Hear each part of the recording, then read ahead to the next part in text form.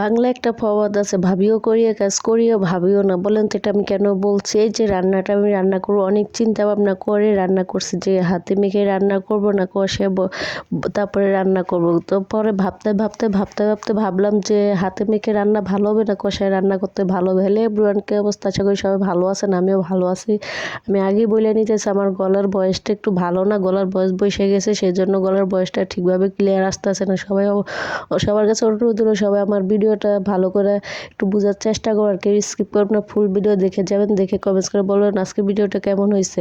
তো আজকে আমি দেশি মুরগি হাত দিয়ে মাখে পাতলা ঝোল করবো নতুন আলু দিয়ে, সেই রেসিপিটা আজকে আপনাদের সাথে শেয়ার করবো আমি কীভাবে হাত দিয়ে মেখে দেশি মুরগি রান্না করি। তো মাকে অনেক দিন ধরে, তো মারে আজকে কয়েক মাস হয়ে গেছে দেখি না, পরে মারে বারবার ফোন দিয়েছে, মা তুমি আসো তুমি আসা ই করো। মার এটা মনে মনে ভাবছি, কিন্তু মার ফোন ধরে না, রিসিভও করে না, বা মা মোবাইলের কাছে আসলো না, সেজন্য পরে কী করলাম, নিজেরটা নিজে অল্প একটু রান্না করে খেয়ে নিয়েছি। তা হাতে মেখে তরকারিটা রান্না করছে, অনেক ভালো হয়েছে। প্রথমে মুরগিটা ভালো দিয়ে পরিমাণ মতো ভালো করে পানি দিয়ে ধুইয়া পরিষ্কার করে নিয়ে পরিমাণ মতো আদা রসুন ময় মশলা যা যা লাগে সব কিছু ভালো করে দিয়ে ভালো করে কষিয়ে নিছে। নিয়ে এখন এই যে আলু দিয়ে দিলাম, নতুন আলু গোটা নতুন আলু দিয়ে।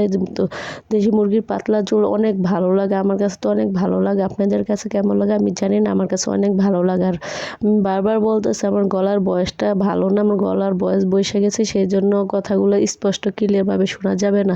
একটু দয়া করে প্লিজ আমার কথাগুলো শুনে যাবেন।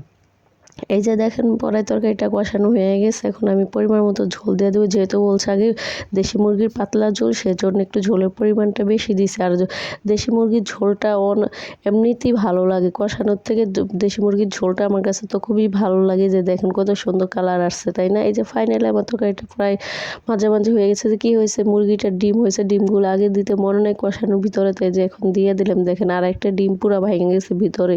তো এই ডিমগুলো আমি খেতে অনেক ভালোবাসি, আমার ভালো লাগে, আমার কাছে অনেক ভালো লাগে, সেই জন্য এই ডিমগুলো আমি আর করি না, আমি খাই। তো ঠিক আছে, এই যে তরকারিটা প্রায় রান্না হয়ে গেছে, এখন ধনে গুঁড়া দিয়ে দিই। ধনে গুঁড়া দিলে তো কী হয়, তরকারির কালারটা চেঞ্জ হয়ে যায়, অন্যরকম একটা কালার চলে আসে, খুবই ভালো লাগে দেখতে। যে দেখেন কত সুন্দর কালার আছে, তেলগুলো উপরে ভেসে গেছে মনে করেন। এখন আমার রান্নাটা প্রায় কমপ্লিট হয়ে গেছে, এখন আমার রান্নাটা প্রায় শেষ হয়ে গেছে। এখন আমি চুলাটা একটু মুছে নেবো, যেটা আমার নিত্য প্রতিদিনের কাজ।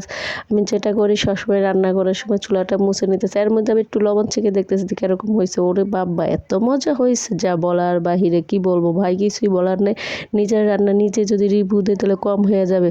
তো আজকের ভিডিওটা কেমন হয়েছে অবশ্যই কমেন্টস করে জানাবেন, আর আমার রান্না বাড়া কীরকম লাগে আপনাদের কাছে অবশ্যই তাও জানাবেন।